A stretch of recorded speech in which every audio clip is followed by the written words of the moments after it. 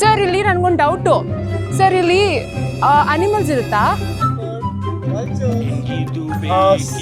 ನೀವು ಸುತ್ತಮುತ್ತ ನೋಡ್ರಿ, ಸ್ನೇಕ್ಗಳು ಕಾಣಿಸುತ್ತೆ.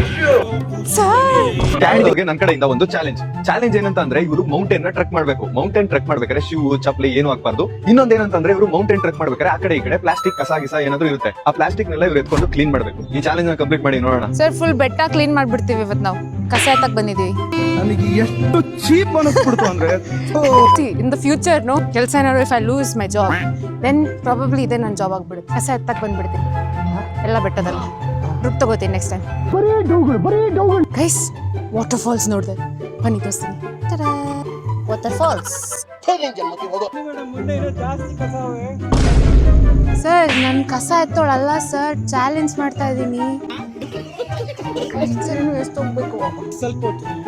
ಆಗಲ್ಲ ಸರ್, ಅವ್ರು ಹೋದ್ರಲ್ಲ 3 ಜನ ಕ್ಲೈಂಟ್ಸ್, ಅವ್ರ ಜೊತೆ ಹೋಗ್ಬಿಟ್ಟು ಕ್ಯಾಮ್ರಾ ಕೊಡ್ತೀನಿ, ಫೋಟೋ ತಗೊಂಡು. ಆಗಲ್ಲ, ಆಗ್ತಿಲ್ಲ.